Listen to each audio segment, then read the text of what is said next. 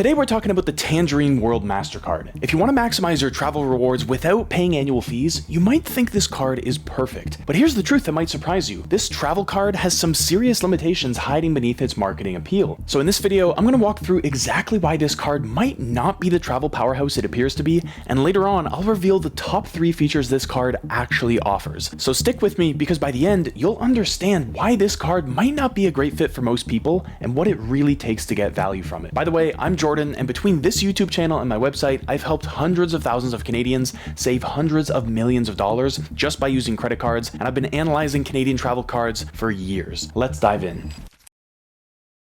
The welcome bonus situation with the Tangerine World Mastercard is honestly pretty disappointing. They offer a 10% cashback bonus on up to $1,000 in spending during your first 2 months. If you max that out, you'll get $100 extra on top of your normal rewards. And look, $100 is better than nothing, but in today's competitive rewards landscape, it's genuinely weak. A lot of other cards in Canada are paying out 2 or even 3 times that amount for similar spending requirements. So if you're expecting a big welcome bonus to kickstart your rewards earning, this card will leave you underwhelmed. There are definitely other cards out there offering much stronger welcome bonuses, and I'll touch on that in a minute. But for now, let's talk about earn rates, because this is where things get interesting, but also limiting. The Tangerine World Mastercard uses a simple cashback structure. You pick up to 2 categories where you earn 2% cashback, and everything else only gives you 0.5%. That's it. No fancy tiered rates, no 3% on travel or dining, just your 2 chosen categories at 2% and the rest at 0.5%. And here's where it gets even more restrictive. If you want access to a third 2% category, you have to enroll in Tangerine's savings program, which basically means having your rewards deposited into a Tangerine savings account. Otherwise, you're stuck with just 2 categories. Now, the category options are actually pretty broad. You can choose from grocery, gas, dining, furniture, home improvement, transit, and a few others. But here's the real world problem. Once you've maximized those 2 categories, everything else earns almost nothing at 0.5%. And for most people's spending patterns, that means a huge chunk of your purchases will generate almost no rewards. Think about it. Even if you choose groceries and gas as your 2% categories, you're still spending money on clothing, entertainment, subscriptions, utilities, insurance, and dozens of other categories that will only earn you 0.5%. And that 0.5% rate is honestly terrible by today's standards. Most basic cashback cards offer at least 1% on everything, so you're actually earning less on your non-category spending than you would with a simple no-frills card. And it doesn't get any better when it comes to travel perks, because the Tangerine World Mastercard throws in a couple features that sound better than they actually are. You get a complimentary Dragon Pass membership, which technically gives you access to over 1,300 airport lounges worldwide, but here's the catch. You're not getting free lounge visits. You're just getting the membership, and you'll still pay $32 per lounge visit. So really, you're just getting a new way to pay for lounge access at a discounted rate.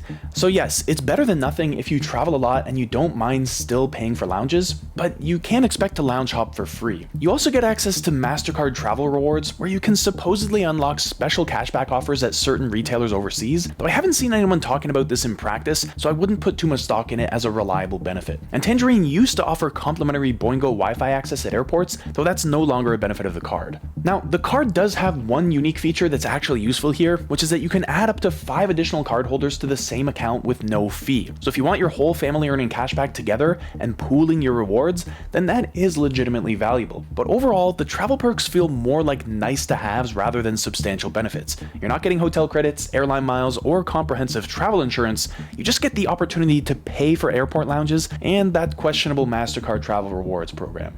But now let's talk about the annual fee and income requirements. The good news is there's no annual fee on this card. But here's where things get a little strange. For a no-fee card, Tangerine sets some surprisingly high income requirements. You need at least $50,000 in personal income or $80,000 in household income just to apply. And the only other way to qualify is if you have $250,000 deposited in their savings or investment accounts. For comparison, a lot of no-fee cards have no income requirement at all, so this is a pretty strange hurdle. And if you don't meet that income threshold, then you just can't get this card. So in my view, the top 3 features of the Tangerine World Mastercard are: first, the customizability of the 2% categories, since you can tailor your rewards to your specific spending habits, even choosing oddball categories like home improvement or transit. Second, the fact that there's no annual fee. It's not much of a feature, but it's still a nice perk. And third, the ability to add 5 additional cardholders holders for free, letting your family pool cash back without extra fees. Just remember that even with all this flexibility, you're still capped at 2% back on your top categories.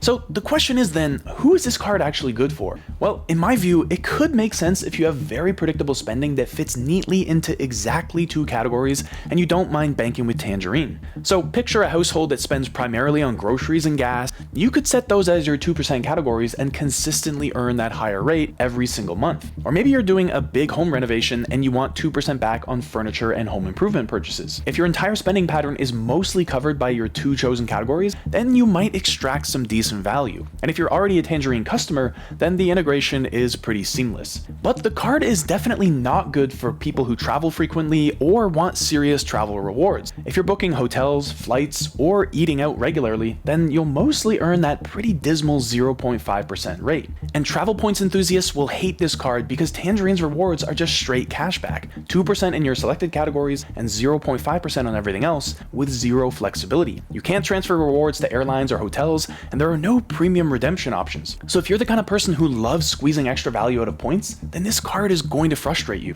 Plus, anyone looking for a substantial sign-up bonus is going to be disappointed with that $100 maximum bonus. And realistically, if you don't meet the income requirements or prefer not to deal with digital-only banks like Tangerine, then this card isn't even an option. So to me, this card feels like a watered-down attempt at a travel card. You get a couple of generic perks slapped on top of basic cashback, but there's no real substance behind the travel perks. As someone who focuses on maximizing points and travel value, I find the 2% ceiling much too limiting, and the 0.5% base rate is frankly just awful. And the earning structure is too restrictive as well. Unless you can funnel most of your spending into those 2% categories, then your returns are going to be mediocre at best. And there's no excitement here for anyone who wants to hack travel rewards. No airline miles, no hotel points, no bonuses on flights or dining. It's just straightforward cashback, but it's too ordinary and too limiting. And so that combination of a weak welcome bonus, mediocre earn rates outside of your chosen categories, and zero transfer options makes this card disappointing for anyone who genuinely wants travel rewards or just high returns on their spending. But to wrap everything up, the Tangerine World Mastercard is a decent no annual fee cashback card for very specific everyday spending patterns, especially if you already bank with Tangerine and can keep most of your purchases within 2 categories. But as a travel credit card, it has too many significant weaknesses. The perks like paid access to the Dragon Pass network is a nice extra, but it doesn't overcome the fundamental problems of a weak sign-up bonus